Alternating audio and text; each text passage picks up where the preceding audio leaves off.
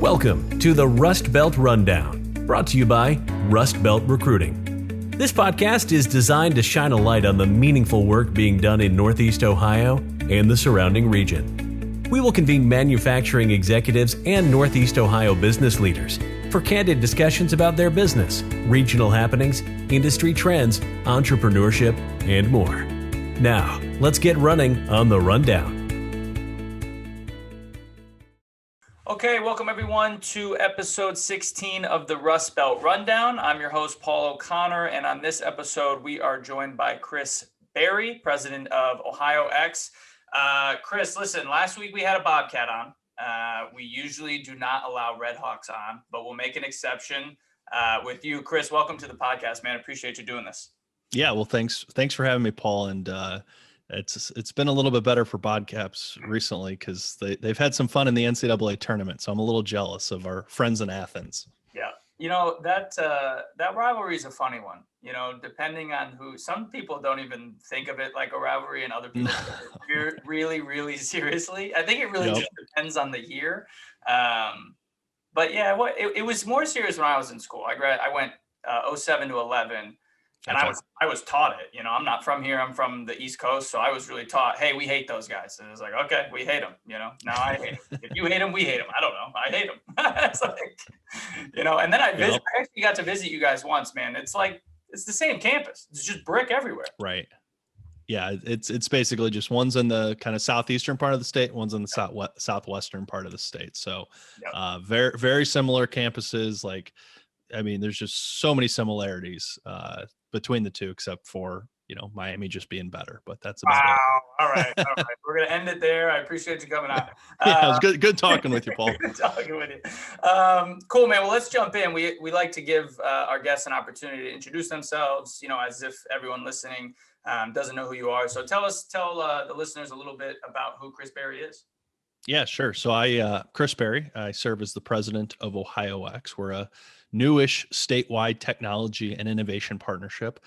Beyond the catchphrase, I guess, we're a statewide tech and innovation nonprofit working to help build Ohio into a leading tech hub. And so we're a member-based organization, and our members allow us to do what we do. And we have membership from Fortune 500 companies that are doing, you know, incredible, innovative work all across the globe to some of Ohio's most exciting startups and everything in between. So hospitals, university systems, privately held small businesses, you name it, have gotten involved. And I think that's for a couple of reasons. One is we've taken the approach that every company is now a technology company.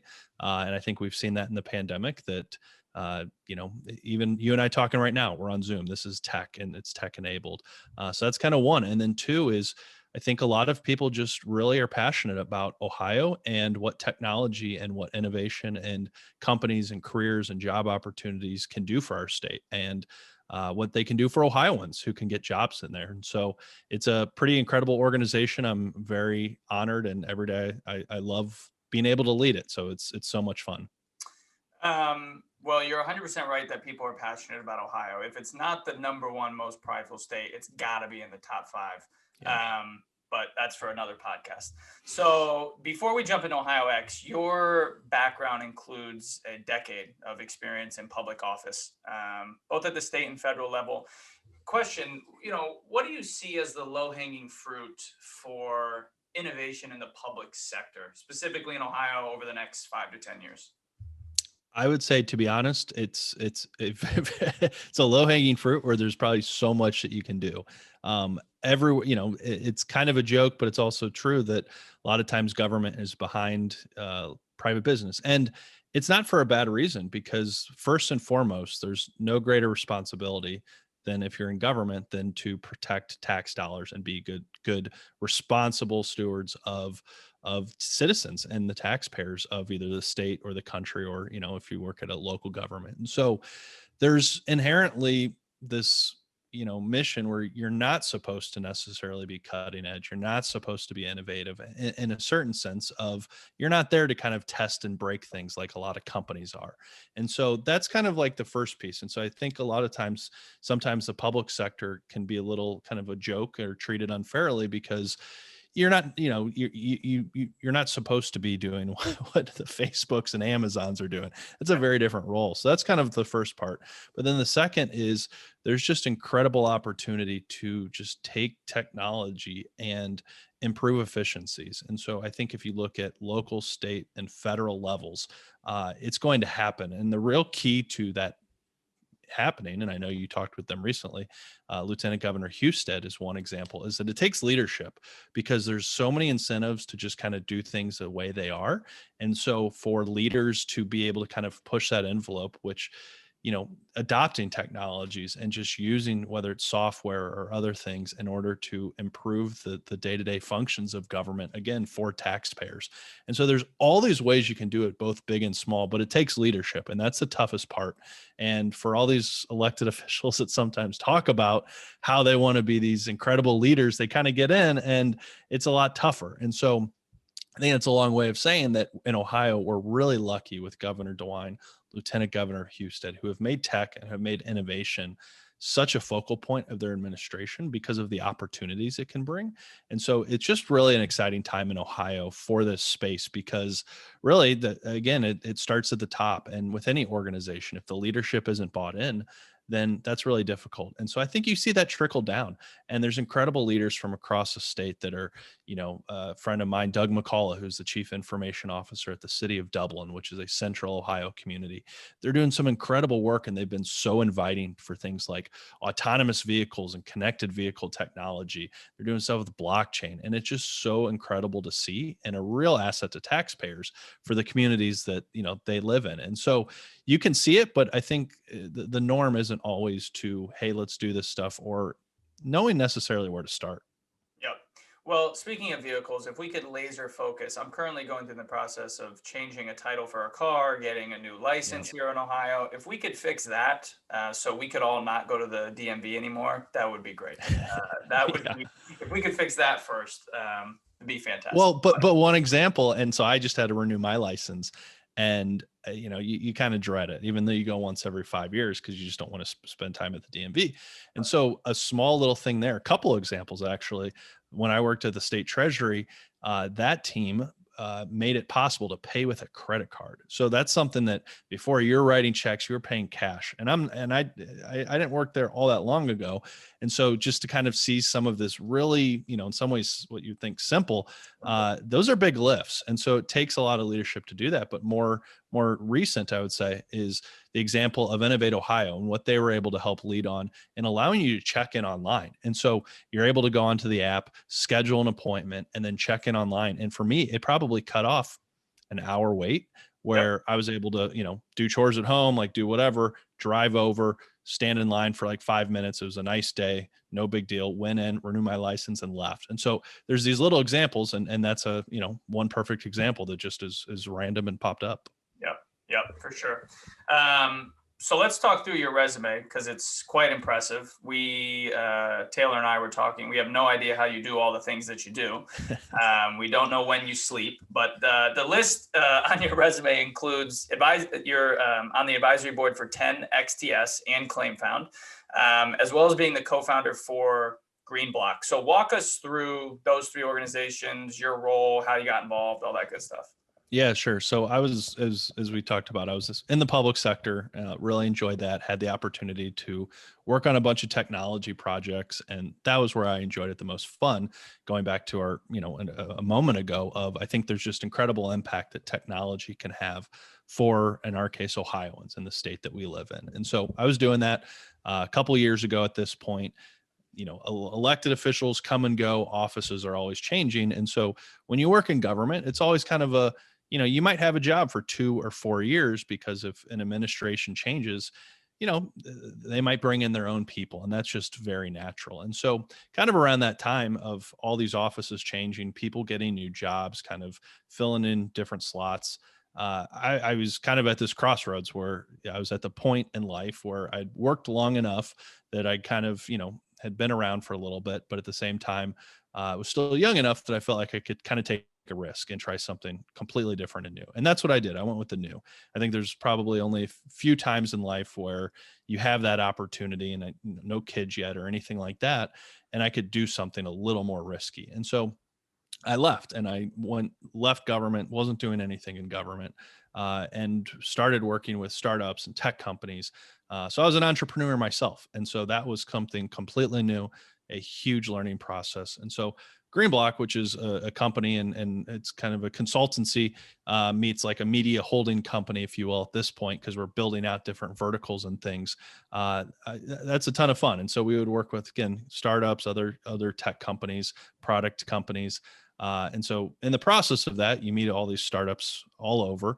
10XTS and Claim Founder, a couple examples where they're doing some really interesting work in fintech, and that's kind of a nerdy passion of mine. And so you just get to know some of these amazing entrepreneurs. And like Claim Found, for instance, they're out of Gainesville, Florida, and they're trying to help put money back in the pockets of Americans across the entire United States, because little do we know, there's actually a ton of unclaimed property, so unclaimed dollars that are owed to people in every state across the country. Just most people don't know about it. And most states, going back to the technology capabilities, it's not necessarily all that easy to help people find it. So ClaimFound is this company that helps do that. And they build these, websites, they build these interactive maps, they're doing all this fintech work. And so in the process of building this company, you meet other entrepreneurs. That's what I did, and able to get involved. Awesome, man. Claim Found. I just bought a house. I wish I looked into that first before. Yeah. Okay, let's jump into OhioX. So like you said, it's relatively new. I believe it was formed in 2019, correct? Yep. Okay, so yeah, tell us about that. How it was formed, and what were the, because I assume there were multiple, the motivating factors for creating it. Yeah. So as I mentioned, I was an entrepreneur at this point as the kind of idea was born. And if you had told me 3 years ago I'd be doing this, I'd be like, what are you talking about? I have no idea what you're talking about. And so in the process, I'm just going around with business friends and colleagues talking, and you're just hanging out, grabbing coffee. This is all pre-COVID. And I'm in Columbus, and business partner Cleveland, and friends in Cincinnati. So just going all over. And repeatedly we kept coming into really two themes that you hear over and over. And it didn't matter if we were talking with people that were doing really interesting stuff at big Fortune 500 companies, or working for startups, for instance, in Ohio, or something in between. The first was for all the incredible technology and companies and ideas that are in Ohio, it was very siloed. So if you go to Cleveland, people would say, I know exactly what's happening in Cleveland. I know the tech scene. I know the tech sector. I know which companies are doing what. I know, I just know it's one degree of separation. You go to Columbus, same thing. There's this incredible community. You go to Cincinnati, same thing, an incredible tech community. But the issue we kept seeing was, and this is again the kind of key with my background, having worked on a statewide perspective of stuff, and then also having all these business kind of colleagues and friends in different cities, was it was really difficult to go from one part of Ohio to the next. And so if you're in Cleveland, I'm in Columbus, you'd kind of say, hey, I'm coming to your town. Like, how do I learn about tech in your city? And it was like really difficult to you're going to have to spend a really long time here and really network and hope people that can make introductions. Excuse me. And so as we kept hearing that, it was like, okay, there's got to be a better way to build a statewide tech community. And so that was kind of the first piece. And then the second piece was, again, we'd hear this from everyone, is all this incredible work is happening. We wish more people knew about it, because we're not Silicon Valley, we're not Boston, we're not Seattle, nor are we really trying to be.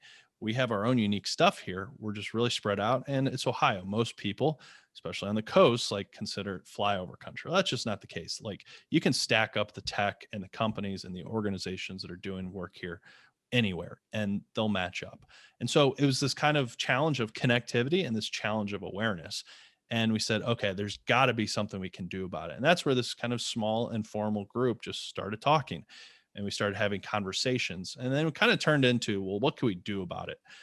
In the process of that, long story short, we noticed that there are groups that do what OhioX does for practically every sector, every industry in Ohio on a statewide basis, but it didn't really exist for tech.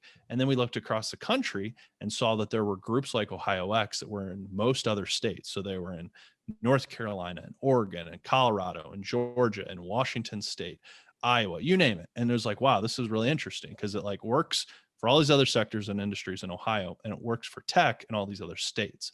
Let's do it here. And so that was that catalyst. And then we loved that it was this nonprofit model, because the belief and the passion is it shouldn't be about one company or one individual or one small group of people, but hopefully we can build this thing into having staying power for some cases, decades. And that may sound a little crazy, but you look at groups across the state that, again, do it for restaurants or hospitals or farmers.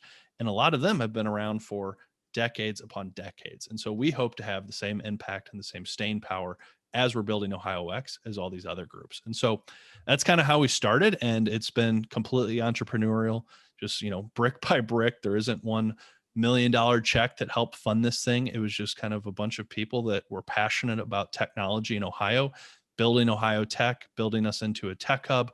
And then a couple, entrepreneurs like myself, crazy enough to do something like this. 'Cause you got to be a little nuts to do a startup. You got to be really nuts to do a startup nonprofit. Yeah, you do. Yeah. So that's the why behind creating it. I want to talk us through the last couple of years. I mean, like you said, it started in 2019.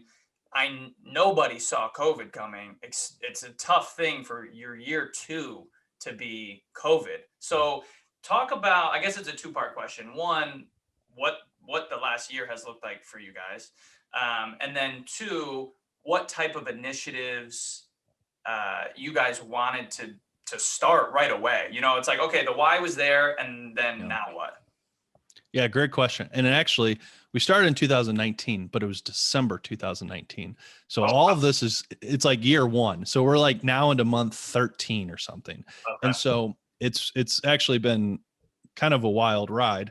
As anyone, starting something in COVID, it's like, boy, this is nuts. And so we launched in December of 2019, and we had a tremendous reception. And again, like, there isn't some like $1 million behind this. I'm not a former startup exit founder who like sold a company for I'm a nobody.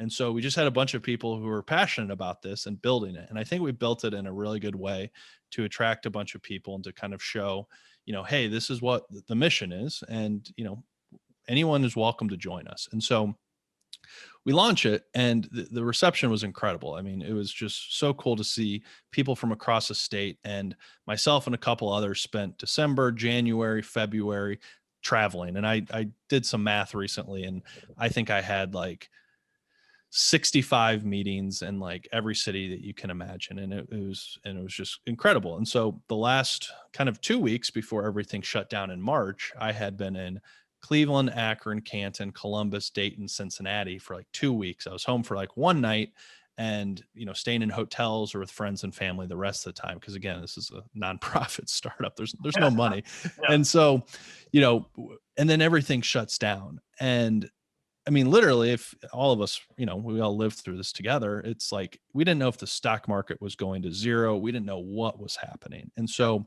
what we, everyone kind of saw is like, if you're in a big co, everything kind of just grinded to a halt because they didn't really know what they're doing. No one had ever worked from home, company wide before. And so there was just like every decision, every like partnership, it was all just grinded to a halt.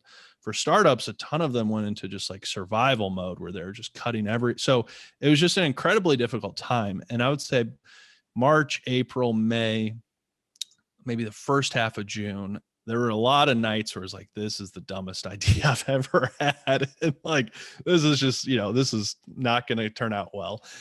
I would say then that coincides with nice weather, people kind of realizing like, there's toilet paper in this grocery store. The initial panic has worn off a bit. Yeah. Like the market's kind of starting to come back. And so that coupled with a couple things we were doing, we started to see this, like the momentum come back, and we kept doing things, all during that time, but it was just like, trying to figure out, because our entire playbook went out the window. And so I would say in July, it picked back up, and you kind of asked about what we were hoping to do versus like what we ended up being able to do. And so one perfect example is this thing we do called the OhioX Tech Tour.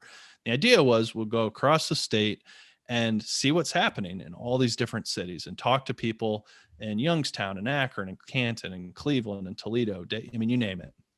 We thought pre-COVID we were going to do this in person, which traditionally would just, you go to a city, you have an in-city event, and that's kind of it. You go to the next place. COVID halts that, you can't do that. So it forced us to go virtual. So we ended up launching in July, and that's kind of where the momentum starts to kick back. The OhioX Tech Tour, which was 10 cities, 10 events, 10 weeks. And we went to 10 different cities, I should say. What was cool though, because it was virtual, and I think this was this like stroke of genius that we couldn't have planned for, was as we have our kickoff event in Cleveland, which was I think the week after July 4th, about half the people that show up virtually, of course, were from Cleveland. The other half were from the rest of the state. And so what this virtual world allowed for was the rest of Ohio being able to learn what was happening in Cleveland in this first event. The second week, we go to Youngstown, the exact same thing. Half the people from Youngstown, half the people from the rest of the state. And so in a lot of ways, it was the first time most people across Ohio were able to learn about what's happening in tech outside of their own city. And so it was just this incredible stroke of luck in the middle of a really difficult time, because it allowed us to also show the value of what we're trying to do. We're not trying to replicate what's happening in any one city. And we have a ton of great partners that are doing terrific work in their respective region. For us, it's about statewide. And so like that, the turnout for that is exactly what we were hoping to accomplish. We just didn't realize that we we're going to accomplish it in a different way. And so that was like this like really big booster where it turned into fall, a ton of momentum. And then for whatever reason, and I, kind of a couple theories, but I don't really know exactly why, January, February, the first half of March this year have been the second biggest kind of bump and momentum spike since we kicked off and started about a year ago. And I don't know why. Maybe it's the vaccines, maybe it's a couple of the stuff we're doing, but it's just been like incredible to see the growth and momentum that we've had. And it keeps going up, which is so fun to see. Yeah. I mean, we've talked about it with almost every guest of how everyone has adjusted over the past year, what virtual has done for them. And I mean, we've fast forwarded into the future. I mean, think about when we all go back, whenever that is, when the world is, everyone likes to say, somewhat normal again. My work is just, we're going to be hybrid. We're not going back 5 days a week. That would have took 30 more years for that to happen, for organizations to be like, you know what, we can work from home. We can do it. The whole world has survived working from home. So it's just fascinating. Like the virtual thing, we have a similar thing at Hondros where I work, where and any realtor, any broker from across the country can come on a career night and talk to people interested in real estate, where we had to do it at our sites beforehand. So it's been crazy. It really has been beneficial. I'm always one of those people that try to look at the silver lining, and there are silver linings over the past year. Although I don't think we would do it again, but there are silver linings. But you got to find it once it happens too. Yeah, you got to find it. Okay, so let's switch gears a little bit. I really enjoyed the OhioX webinar yesterday with Secretary of State LaRose. I wanted to ask you, and his topic was specifically about, not specifically, but he did talk a ton about the security of the elections and the election process, which obviously has been a topic for the past year or so. What part, if any, has OhioX helped with in terms of helping the state or working with other organizations in terms of security for our elections? Yeah, so us as an organization, we don't do that type. So we're not a consulting firm. We don't come in and help with that. And also, obviously the election, I mean, that's just like such a massive thing. And so we're just, a small nonprofit. But what's cool is, and what we do is, we have the companies and the people that do help with that and in different ways. And so for instance, one person, and this is kind of we love Boomerangs, where people grew up here, left for whatever reason, came back. And so we have one, for instance, gentleman named Kevin Bonacci, and he's someone who I've known over, from work in previous stints over the years. But he had been out in Washington, D.C., for instance, for 3 years. He worked at the Cybersecurity Infrastructure Security Agency. So that's the agency literally tasked with election security. And so he was one of the senior folks over there working with the director, Chris Krebs, who kind of became, tech famous, I would say, during the course of the election for a lot of the work they were doing. And so like, that's an example of, that's Kevin, someone that did that, and he came back home. So he's now back in Ohio, and he's gotten involved with our organization. So for our organization, we don't go in and like do those things, but what we are here for is it's the people, companies, and ideas. And so it's like the people like Kevin, it's the companies or the organizations, in this case, like Secretary LaRose and his team with the Ohio Secretary of State's office, which in a lot of ways are national leaders and international leaders on some of this stuff, and just connecting these ideas and the people and bringing light and awareness to it. And so it's really cool to see this. And cyber is one of those areas where you talk to people that are hiring, you talk to education groups, whether it's K-12 or college, you talk to businesses. Like cyber is so huge. And so that's even an area we're interested in. Of, as a new group, we're doing everything pretty much for the first time. How can we do more in this to just kind of bring light to it, but then also showcase, like, how can Ohio lead on this? And so we just led via the election because of Secretary LaRose and his team, but how from the private sector, and there's all sorts of examples, but it's an area that's only going to get bigger, and hopefully we can play a small role in helping elevate that conversation. I wanted to follow up on because I've now been on a ton of Ohio webinars, and I wanted to follow up on that word you used, the Boomerangers. And I think you mentioned it also in a Cleveland.com article maybe a year ago. Talk to me about the strategy or, maybe some objectives that OhioX is using or trying to use to attract those Boomerangers, because I didn't realize, I'm not from here. I grew up on the East Coast, but I went to Ohio U, obviously. So I'm not classified as a Boomeranger, but my wife is. She grew up in Westerville. We lived in a couple of different places, and now we're back. And so I'm just curious as like, what is the strategy, if there is one for OhioX? You can't do everything. What is the strategy to try and attract those people back? Yeah, it's a great question. And so part of what we do at OhioX, and we consider ourselves partially a media organization. We don't do investigative journalism, and we're not a journalism group, but we do storytelling. And so a lot of this, it starts with awareness, because if people aren't aware careers are available or companies are out there, or that other people are doing what they're hoping to do, that's a really tough place to start. And so for us, it's that tackling that awareness side and doing that media. And so a lot of our efforts are around storytelling of people in Ohio that are doing interesting stuff, companies that are doing interesting stuff, job opportunities, because that's the big thing. If you're in San Francisco or New York City, chances are you don't need just one job, you need two, because your spouse or someone, whatever is probably going to make that move. And so you're looking for two careers, actually. And you talk to a lot of these people making the move or considering making the move, and they're trying to figure out what's happening like in tech. And so they know the big co's, they're trying to figure out the startups, but they're also looking for those middle market businesses that, don't show up as soon as you Google a company, but exist, that employ maybe 200 to 1,000 people. And so there's kind of this I would say this like valley of people trying to figure out, okay, I go work at this one big co. What happens when maybe it doesn't work out, or maybe I want a job promotion, want to go elsewhere? How do I, what are the opportunities beyond that first job? Because a lot of, people that are kind of passionate about their careers and very action oriented, they want to make sure that you move to a city and it's not just one company that's hiring. Now, luckily in Ohio, there's so many jobs open. It's just letting people know they exist. And so it's been really cool since we're doing all this media, is every week I get a LinkedIn message, I get an email, I'm hopping on a call with some Ohioan that lives in a place like New York or lives in a place like San Francisco.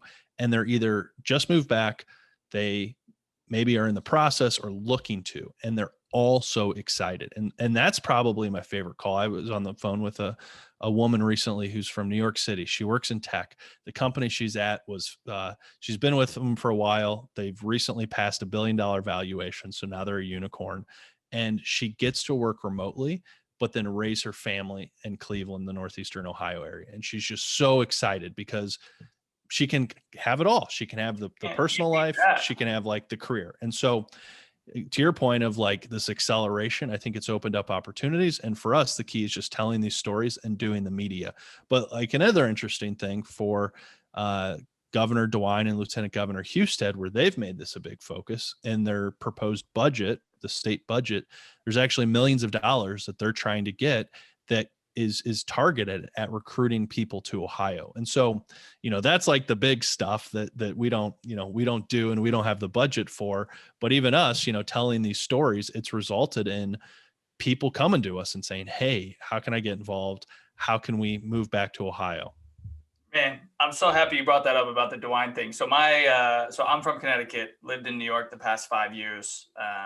And I was on, I can't remember the webinar, but Governor DeWine came on and they were talking about the marketing initiatives. And they have a couple ones that, find it here, find your Ohio, Ohio is for leaders. No, if you want Northeast people to move here, the tagline only needs to be, you can get anywhere in 20 minutes. That's the tagline. That's it. There's no traffic. You can get anywhere you want in 20 minutes. That's it. That's all you need to say. Forget jobs, forget ease of life, forget cost of living. The whole Northeast will move here, because I can't and I was joking like on the webinar when we went to breakout rooms, but I'm like, guys, you don't understand how easy it is here. Like, it's so, you can truly anywhere you want. Hilliard, 20 minutes, Dublin, 20 minutes, Westerville, 20, like there's no traffic, like hard stop right there. That was like, I've told this story a million times to like my friends. So when I moved back from the East Coast to Columbus, so I grew up in Northeastern Ohio, went to school in Southwest, went to the East Coast, came back. And that was like, people were like, how do you like it? I'm like, it is awesome. I work downtown. I live in a neighborhood kind of like right off downtown. That's like a small kind of community feel, but it still feels close enough and kind of inner city, but suburbia, kind of all into one. I can go to work, come home, drive to Target, pick up groceries, go to the gym, be back at home before 9 p.m. I did all this stuff and it was like awesome. And so like, I completely get what you're saying. Yeah, that needs to be the tagline. Get anywhere in 20 minutes. All right. So similar type of question, but I wanted to ask and get your thoughts on, how does Ohio begin to attract venture capital that is normally spent on the coast? I know you mentioned San Francisco, New York. How does that happen? And I know you were recently on the Venture for America podcast. So just wanted to get your thoughts on that. Yeah. And it's interesting. It's one of those where there's a couple ways to go about it. And in Columbus, I would say, and I'm sure everyone else would agree, probably has had the most success in attracting venture. And it's largely, you have Drive Capital with what they've done. And that was two venture capitalists that had built their careers in Silicon Valley, saw an opportunity, and at this point have built this behemoth that is, I mean, such a positive for not just Columbus, but our entire state, and really for people investing outside of Silicon Valley. And so that's one where it's just two people, that were able to make this massive impact.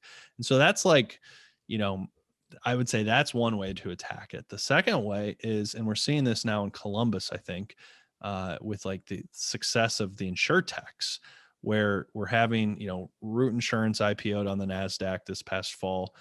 Bold Penguin was just acquired.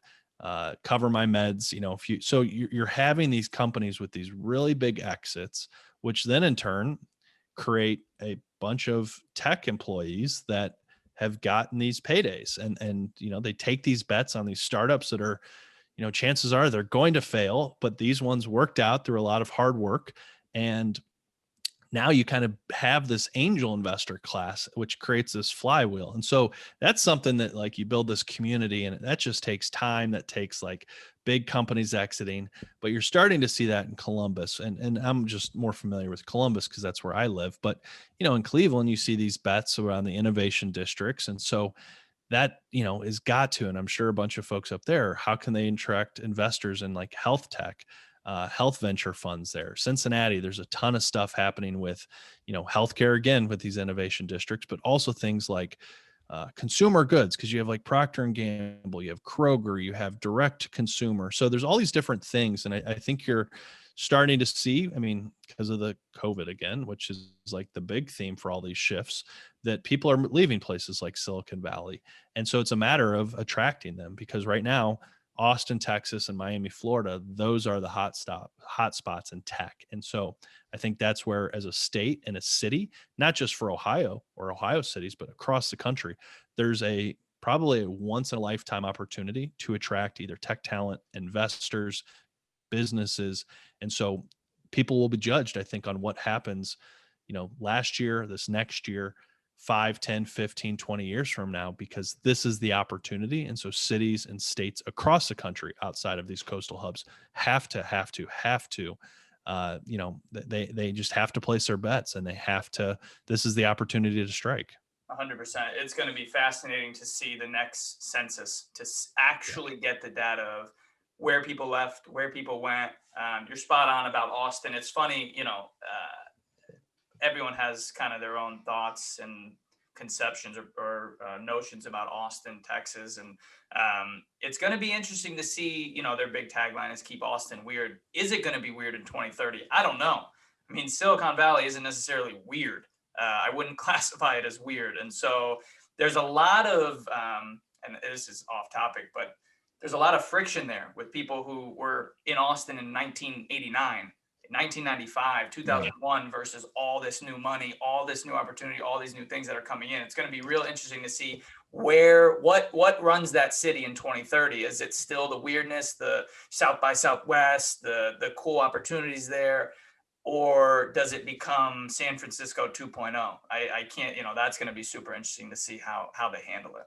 Yeah, Austin's definitely, and I was there at this point, I don't know, 3 years ago, and there were already, like, I had a friend who lived there and was taking me around, and we were out at lunch, and we were looking at like the skyline, and he points to the skyline. He's like, I moved here 5 years ago from out of state, and half of these buildings were not here 5 years ago. Yep. And these were like massive construction projects. And so I think that's the other, there's good and bad with this type of growth. And so it takes smart planning. It takes, again, bold leadership at the political level to ensure that this all happens, and it happens in a way that, doesn't hurt the city, doesn't hurt society. And also, how do you bring all citizens along for the ride? Because these cities that, you just drop in $150,000 software engineering and forget about everyone else, like that's no recipe for success. Yep. All right. So we got a fun one to end, but let's get you out of here on this. I'm Paul O'Connor, founder of a brand new tech company, and I just moved into Columbus. What are the high level top 3 things why I should be joining forces and become a member at OhioX? Yeah, that's a great question. I don't know if I've heard it like that, so I'm a little nervous that I'm going to I do. Yeah, I do like the pitch all the time, but what I would say is Ohio and tech in Ohio, we're at an incredible opportunity point where people are leaving those coastal hubs. And so it's a matter of cities and states from across the country figuring out who's going to build up these incredible tech ecosystems. And that's the challenge I think we have. And for our state, I truly believe it takes everyone. It takes people from the big corporations. It takes people from the startup world. It takes people from government. And there's a public policy angle to that. And that's what we do, is we combined forces between all these different groups that are required in order to build technology, in order to build this hub and this ecosystem that we hope we can achieve. And so there's incredible work happening in all these different cities, but we're trying to take what's happening in all of them and make it easier to build technology in Ohio. And so what we do is connect, promote, and advocate. And so that's what we're here to serve our member companies and serve technology in Ohio. And so it's an incredible opportunity, I think, for our state where we're at. And we hope that we can play an important piece of that puzzle. All right, man, I'm in. I'm joining. Send the invoice. All right, last one, and then we'll get you out of here, I promise. But so you actually have a unique opportunity. Usually I'm just asking about one place, but what is your favorite? Now it can be COVID related, like, delivery over the past year, but you can pick from Miami, you can pick from Cleveland, Northeast Ohio, where you grew up, or you can pick from Columbus. Best food spots. Where are you recommending everybody to go to? I will ask, you don't have to say this, but obviously New York for the past 5 years, if you know of good pizza spots, please recommend those. I'll give you a couple. So you asked Oxford. So if you go to Oxford, you have to get Bagel and Deli. So that's like these steamed bagels, which is the place on High Street where you go for lunch when your parents are in town, and at 2:30 a.m. when the local restaurants are closing. And so that's like that's like the Miami thing. And so that's one. I would say in Columbus, I miss like sitting out, which, has been back for a little bit now, but I miss like the patios. Yes. And there's a bunch of really great patios. So like, Bakersfield, which is actually a Cincinnati born restaurant, kind of a Mexican food, is now in Columbus in the short north. And there's a nice little patio that's like right on Goodale Street and then High Street.